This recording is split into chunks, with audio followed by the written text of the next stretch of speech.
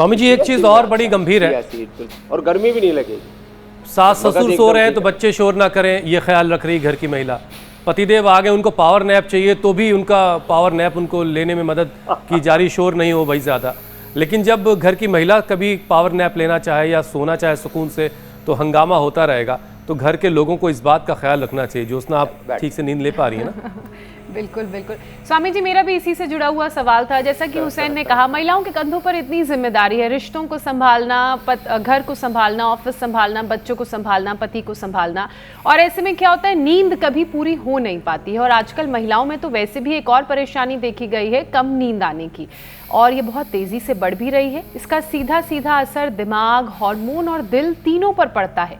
बेहतर और गहरी नींद के लिए योग का एक रिलैक्सेशन सेशन भी करवा दीजिए, जिससे आधी आबादी को फायदा मिले।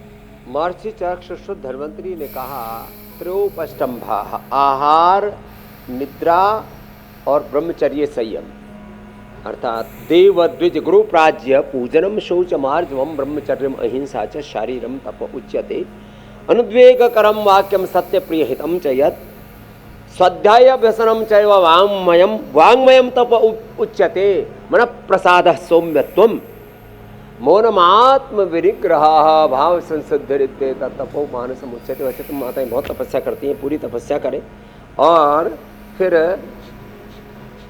इसके साथ साथ देखो, ये प्राणायाम बहुत जरूरी है। भस्त्रिका, कपालभाति, अनुलोम विलोम।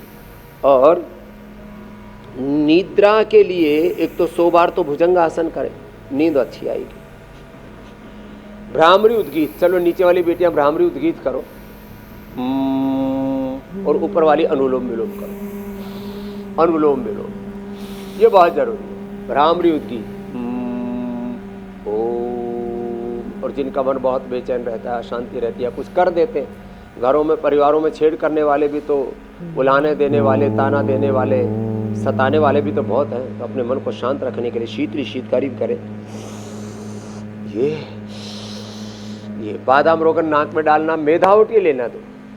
और जो प्याज खाते हो तो दोपहर को प्याज सलाद के रूप में खाएं और शाम को सब्जी बना लें, नींद बहुत अच्छी आती है। सुबह सुबह प्याज का सेवन ना करें, दोपहर को सलाद के रूप में, शाम को, अभी तो जहाँ गर्मी अच्छी आ गई वहाँ शाम को भी ऐसे ही खा सकते हैं। प्याज से नींद बहुत अच्छी आती है। जिनके घर में दूध दहा ठीक ठाक है तो मखाना और पोस्त दाना, इसकी खीर बहुत ज़्यादा देर ना पकाएं, थोड़ी देर पहले पोस्त दानों को हल्का सा सेक लें गाय के घी में, और मखाने को भी सेक लें थोड़ा, और फिर बस सेक करके अच्छे से जब सिक जाए ना, वो थोड़ा रेडिश कलर का हो जाए पोस्त दाना, और मखाना भी एक बार फूल जाता है, करारा हो जाए, दूध में डाल करके और ऐसे उसको चबा चबा करके खा लो, बढ़िया नींद आती है।